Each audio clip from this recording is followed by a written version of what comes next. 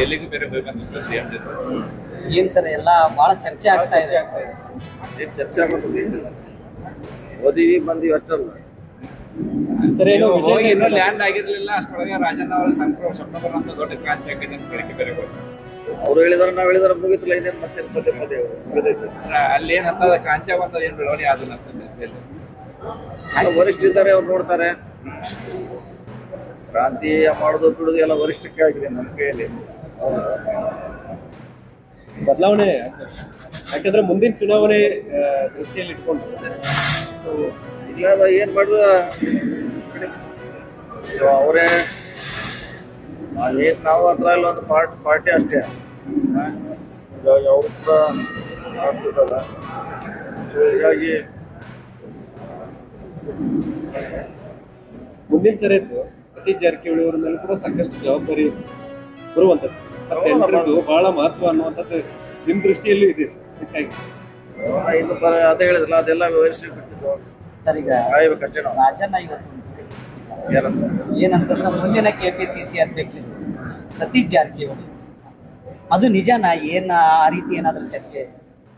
ಅದು ಅವ್ರ ವೈಯಕ್ತಿಕ ಅಭಿಪ್ರಾಯ ಅಷ್ಟೇ ಇರೋದು. ಬಹಳಷ್ಟು ಜನ ನೀವ್ ಹೇಳ್ತಿರಲ್ಲ ಎಲ್ಲ ಟ್ರೇಡ್ ಆಗ್ತಾ ಇದೆ ಅಲ್ಲಿ ಹೇಳ್ತಾರೆ ಇಲ್ಲಿ ಹೇಳ್ತಾರೆ ಎಲ್ಲರೂ ಹೇಳ್ತಾರೆ. ಅದು ಅಂದ್ರೆ ವೈಯಕ್ತಿಕ ವಿಚಾರ ಅಷ್ಟೇ. ಅಲ್ಲ ಅವ್ರು ನೀವು ಡೆಲ್ಲಿಯಲ್ಲಿ ಇದ್ದಾಗ ಕ್ರಾಂತಿ ಆಗತ್ತೆ ಅಂದ್ರೆ ಈಗ ನೀವೇ ಕೆಪಿಸಿಸಿ ಅಧ್ಯಕ್ಷರಾಗ್ತಾರೆ ಅಂತ ಅವ್ರು ಈಗೆಲ್ಲ ಸುಮಾರು ಸಾರಿ ಹೇಳ್ಯಾರ. ಈಗೇನು ಹೊಸದಿಲ್ಲಿ ಆಗ್ಲೇ ಅಂತ सर्वांना जय शिवराय. बेळगावच्या महानगरपालिकेच्या इतिहासामध्ये प्रथमच अशी एक निंदनीय घटना घडली की एक राजकीय व्यक्ती स्वतःच्या हट्टापोटी भ्रष्टाचारी लोकांना त्या ठिकाणी नगरसेवक पद दिलं. नगरसेवक पद देत असताना भ्रष्टाचार केलेल्या लोकांना त्या ठिकाणी पदं दिली गेली आणि काही लोकांनी किंवा समाजसेवकांनी त्यांचा भ्रष्टाचार उघडकीला आणला आणि त्यांचं नगरसेवक पद रद्द झालं. तिथपर्यंत ठीक होतं.